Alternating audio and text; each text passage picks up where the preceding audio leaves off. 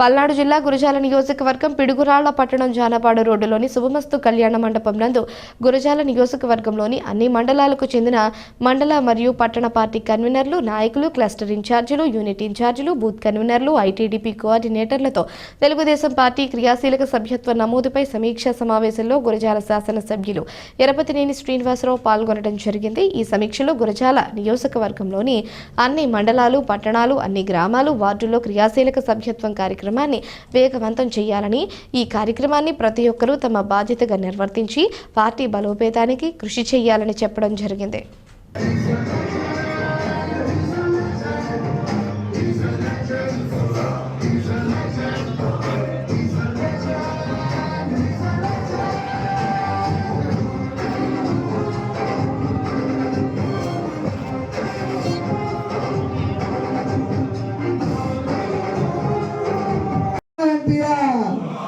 जोहार अन्ना एनटीआर, जोहार अन्ना एनटीआर, अमर रहे अन्ना एनटीआर, अमर रहे अन्ना एनटीआर। సభాధ్యక్షులు పిడుగురాళ్ల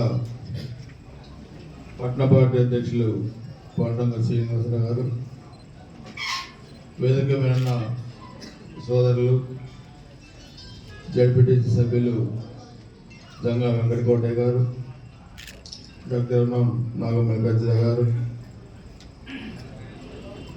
తుర్కా వీరసం గారు, రాష్ట్ర కమిటీ కార్యదర్శి బాబాబలి గారు, వేదికపై వివిధ హోదాల్లో ఆశీనులైన పెద్దలు, క్లస్టర్ ఇన్ఛార్జెస్, మండల పార్టీ కన్వీనర్లు, జిల్లా కమిటీ సభ్యులు, అధికార ప్రతినిధులు, అదేవిధంగా ఈ కార్యక్రమానికి ఈరోజు సమయం తక్కువ ఉన్నా చాలా పెద్ద ఎత్తున చేసిన తెలుగుదేశం పార్టీకి ప్రాణ సమానమైన నాయకులు, కార్యకర్తలందరికీ పేరు పేరున హృదయపూర్వక నమస్కారాలు, ధన్యవాదాలు తెలియజేస్తా ఉన్నాను. ఈరోజు ప్రధానంగా ఈ సమావేశం పెట్టడం ముఖ్య ఉద్దేశం సభ్యత్వ నమోదు కార్యక్రమాన్ని కొంత వేగవంతం చేసే దాంట్లో ఒకసారి మీ అందరితో మాట్లాడి దీన్ని మనం అనుకున్న టార్గెట్కి రీచ్ అవడానికి ఈ మీటింగ్ పెట్టాం. మొన్నటిదాకా అసెంబ్లీ సమావేశాలు ఉంటాం, మన వాళ్ళు కూడా కొంత పదవులు బిజీలో ఉండడం వల్ల దీన్ని మనం వేగంగా ముందుకు తీసుకెళ్ళలేకపోయాం. కొంతమంది ఈ మధ్య పోస్టులు పెట్టారు, వాళ్ళ గురించి చెప్పాను. ఇవి చాలా దారుణమైన పద్ధతులు మార్చుకోకపోతే మీకు చాలా ఇబ్బందికర పరిస్థితులు వస్తాయని చెప్పాను. ఆ పరిస్థితులను వాళ్ళు ఈరోజు ఎదుర్కొంటున్నారు. ఇంకోటి కూడా మీ అందరికీ చెప్పాల్సిన అవసరం ఉంది. డిసెంబర్లో ఒక జాబ్ మేళా కూడా ఒకటి కండక్ట్ చేయాలనుకుంటున్నాం. ఎవరైతే ఈరోజు జాబులు రాక ఇబ్బంది పడే వాళ్ళు ఉన్నారో వాళ్ళందరూ కూడా దాదాపు 200 మందిని మరలా మనం 51 ప్రముఖ కంపెనీలు వచ్చే అవకాశాలు ఉన్నాయి. కాబట్టి దాంట్లో కూడా మనం జాబ్స్ పెట్టి దాన్ని కూడా మనం ప్రయత్నం చేస్తామని చెప్పి కూడా మీకు తెలియజేస్తా ఉన్నాం. మన ఎన్నికలకు ముందు కూడా గుజరాత్లో అటువంటి జాబ్ మేళా కూడా మనం పెట్టాం. సో అందుకని మనం ఈ ప్రతి కార్యక్రమాన్ని క్షుణ్ణంగా పార్టీ ఇచ్చిన ప్రతి కార్యక్రమాన్ని కూడా మనం తూచా తప్పకుండా నాయకులు, కార్యకర్తలు చేయాలి. కొంతమంది బేసిసాలకు వెళ్తున్నారు, వెళ్ళకూడదు.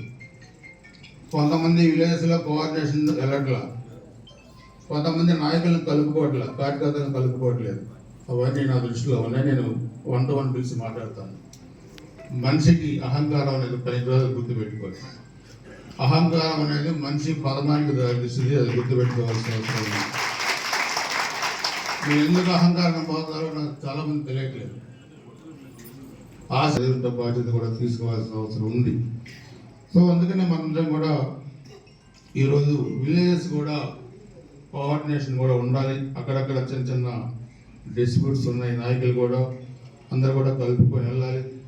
ఇవన్నీ కూడా మనం డిసెంబర్లో రివ్యూస్ పెట్టుకొని కూడా ముందుకెళ్లాల్సిన అవసరం ఉంది. సో ఈరోజు వైసీపీ పార్టీ కూడా మనం చూస్తున్నాం, అరాచకాలకు అడ్డగా మారి ఈరోజు అధికారం కోల్పోయిన మొన్న అమెరికాలో బయటపడే ఒక కుంభకోణం 1700 కోట్లు ఒక కంపెనీ నుంచి లంచం తీసుకుంటే దానికి 72,000 కోట్లు ప్రజలపై భారం వేసే ఒక జగన్మోహన్ రెడ్డి అరాచకం ఆంధ్రప్రదేశ్ దాటి భారతదేశం దాటి అమెరికా కూడా వెళ్ళిపోయింది. సో వీళ్ళు రివైవల్ అయ్యే పరిస్థితి లేదు. వైసీపీ పార్టీ మీరు గుర్తుపెట్టుకోవాలి, కేసులు ఎదుర్కోవటం, జైలుకి వెళ్ళటం ఒక అరాచక పార్టీగా తయారైపోయింది. ఈ మధ్య మీరు చూస్తే సొంత చెల్లెలు షర్మిల ఆస్తుల విషయంలో కూడా ఎంత నీచంగా వాళ్ళ మీద మరి ఈ పోస్టులు పెట్టారో కూడా మనం చూడాల్సిన అవసరం ఉంది. సో సొంత చెల్లెల్ని సొంత తల్లిని కూడా ఆస్తుల కోసం బజారును పెట్టే వైసీపీ పార్టీ ఈరోజు ఏ విధమైన పతనావస్థ దశలో ఉందో మీరు చూశారు.